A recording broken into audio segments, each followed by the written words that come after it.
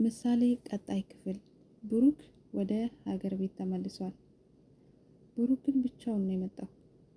ምሳሌ ተደብቃ ነው በሉ። ምክንያቱም እነ ቅድስት እዛ ስለተገኙ ምናልባት ተደብቃ ትንሽ ቆይታ እየሮጠች ትመጣለች በሉ። ምሳሌ በፍጹም የሆነ ነገር መሆን የለባትም፣ መሞትም የለባትም። ምሳሌ መኖር አለባት። ሌሎቻችሁስ ምን ትላላችሁ? ምሳሌ መውጣት የለባትም። መሀሌትና ዝና ዛሬም አልተኙም። ብሩክን ቦሌ ድረስ ሄዶ ለማየት ወይንም ደግሞ ሞገስን ለመከታተል ቦሌ እንደሚገኙ ተመካክረዋል። ነገር ግን ሉላ ሞገስን ሄድና ተቀበለው፣ በአካል እንኳን ባትታያቸው የሆነ ቦታ ሆነህ በሩቅ ሆነህ መከታተል አለብህ።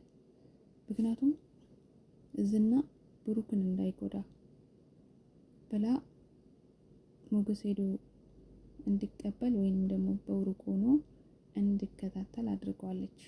ምናልባት ሞገስ ፊት ለፊት ባይታይ መልካም ነው። ምክንያቱም መሀሌትም ዝናም እዛ ስለሚገኙ ዝና ምናልባት ብሩክ ላይ እንኳን ተንኮል ቢያስብ ሞገስ ከሩቅ ሆኖ ይከታተላል ብዬ ስላሰብኩ ነው። ዝና ካሁን በኋላ ሉላን የሚያገኛት አይመስለኝም። ወንድ ልጅ ቆረጠ፣ ሞገስም ቆርጧል። ሞገስም በህይወት ኖሮ ሉላን ከእንግዲህ በኋላ አሳልፎ የሚሰጥ አይመስለኝም። ከእንግዲህ በኋላ ብሩክም ዝናን ዝም ምለው አይመስለኝም። ምክንያቱም የምሳሌ ቁርጥ ታውቋል ብዬ አስባለሁ። ምሳሌ ታክማለች።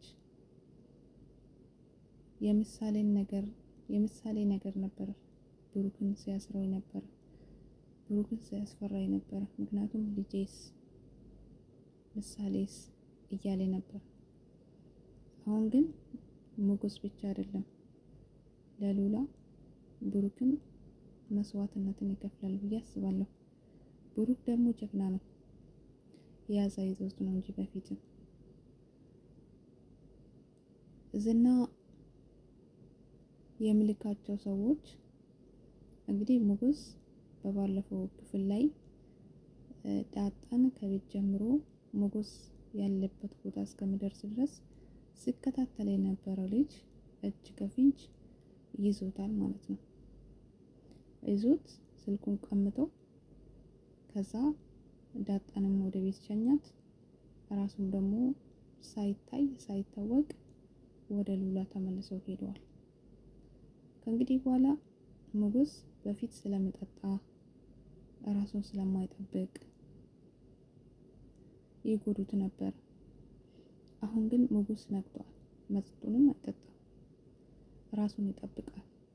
ፊት ለፊትም ወጥቶ ለመዋጋትና ፊት ለፊት መጋጠምን ይፈልጋል ሞገስ ጋር እንግዲህ በኋላ። ምክንያቱም ፍራቻ እስከመቼ ድረስ? አንዳንዴ ወንድ መሆን አስፈላጊ ነው። ስለዚህ ሉላን ያሸነፈው ይወስዳል። ሞገስም ቆርጧል። ዝናም ወደ ኋላ አይመለስም። እንግዲህ ሁለት ጀግኖች ተጋጥሞ ሉላ ከሞገስ ጋር፣ ምክንያቱም ሉላ ሞገስ እንኳን ነገር ቢሆን ተመልሳ ወደ ዝና አትሄድም። ብትሄድም ደግሞ ሞቴን እመርጣለሁ ብላለች። ስለዚህ መሀሌትም ያው መሬት አገኛለሁ ቤት አገኛለሁ በምን ነው ከዝና ጋር ተሻርካ እነ ሞገስን እነ ብሩክን ለመጉዳት የምትፈልገው ለዛ ነው። ለማንኛውም የሚቀጥለው ክፍል ላይ እባካችሁን ምሳሌን ማግኘት እንፈልጋለን። ምሳሌ ተደብቃ እየሳቀች እየሮጠች መታ እነ ቅድስትና ዳጣ ጋር መገኘት አለባት ብዬ አስባለሁ። ውድ ተመልካቾች እንግዲህ በብዛት ኮመንት ላይ ስትጽፉ ምሳሌ መኖር አለባት፣ ምሳሌ አለች፣ ምሳሌ አልሞተችም እያላችሁ ነው። ድምጻችን ይሰማ። ምሳሌ በፍጹም እንደኔ ምሳሌ በፍጹም መሞትም የለባትም ከድራማውም ማውጣት የለባትም ብዬ አስባለሁ። ምክንያቱም ከእንግዲህ በኋላ ምሳሌ ጤናዋን አግኝታ ስትደሰት፣ ስትሮጥ፣ ስትጫወት ማየት እንፈልጋለን። ጤና በሌላት ጊዜ መጫወት፣ መሳቅ፣ መሮጥ ይናፍቃት ነበር። ወጥታ መሮጥ ትፈልግ ነበር፣ ነገር ግን አትችልም። አሁን ግን ከዳነች በኋላ ያንን ጨዋታ፣ ያንን ሳቅ፣ ያንን ደስታ ምሳሌ አይታ ምሳሌ አግኝታ እኛ ደግሞ ያንን መመልከትና ያንን ማየት እንወዳለን እናስባለንም። መልካም ቆይታ ይሁንላችሁ ውድና የተከበራችሁ ውድ ቤተሰቦች። ቪዲዮን ከወደዳችሁ ላይክ አድርጉኝ። በጣም ከልብ ያመሰግናችኋለሁ። እናንተንም መልካም ቆይታ። የሚቀጥለው ላይ እንግዲህ በደስታ እንገናኛለን ብዬ አስባለሁ። እነ ቅድስት እና ዳጣ እንደዛ ደስተኛ ሆኖ ቤቱን ፏ ብትናርገው እንግዲህ ምሳሌ መቀበል አለባቸው። መልካም ቆይታ